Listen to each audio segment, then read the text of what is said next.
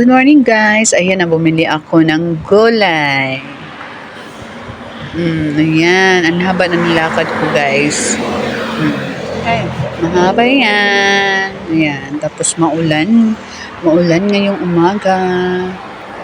Good morning everyone. Ayan. Ang layo ng nilakad ko.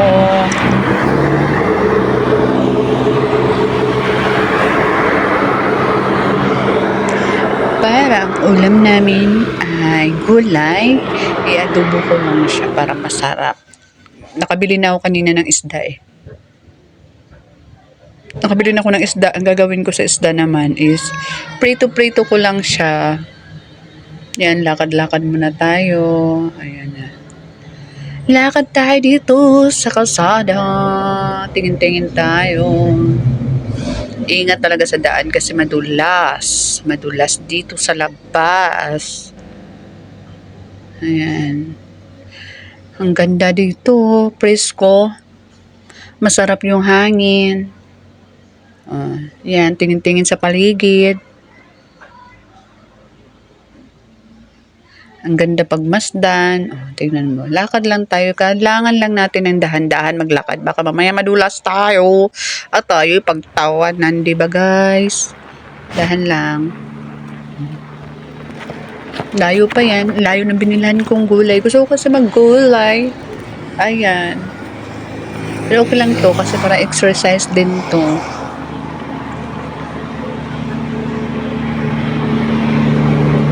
Guys.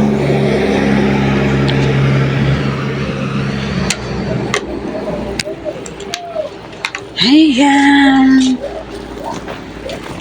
Ayan. Lakad tayo. Ayan, maulan sa labas. Lakad-lakad lang. Inahirapan kasi ako kasi may dala akong gulay tapos may payong. O, diba? Hirap na hirap. Yan. Sarap to. Mamaya pag inaadobo ko to. Yan. Malapit na. Konti na lang.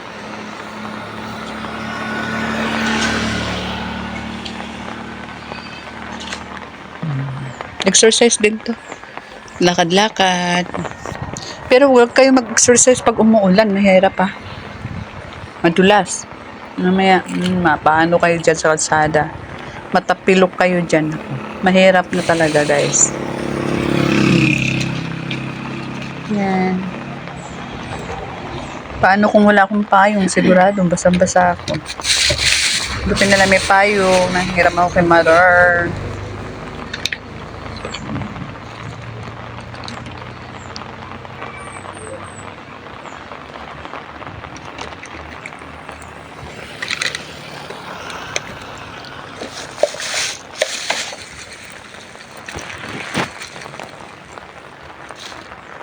Ayan, nakita mo yung dulo? Doon sa amin. Ayan.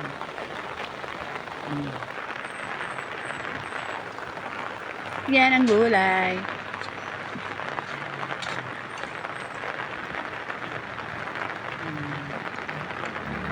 Mabasa talaga yung yung kali kasi minsan lalakas yung ulan. Tapos dapat kayo mag-ingat sa labas kasi biglang aaraw, biglang tapos ang ulang pa ng biglang. Talaga yung lakas. Masakit ka talaga. Ingat kayo dyan sa labas. Yan na tayo dyan. Ayan na. Malapit na. Konti na lang.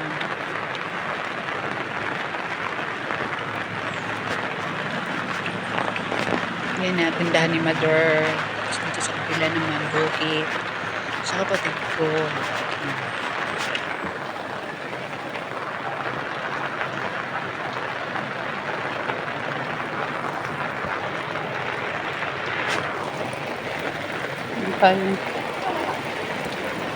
Ay go. Yeah, papalit akong call pero wala dito ginalin ako. Dili. Isa.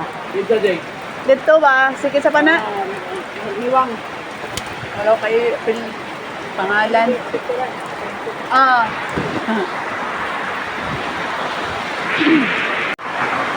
Basahin na ba ya ko, oh? Doon. Tuluray niyo na lang. Bulag ka na sa cellphone.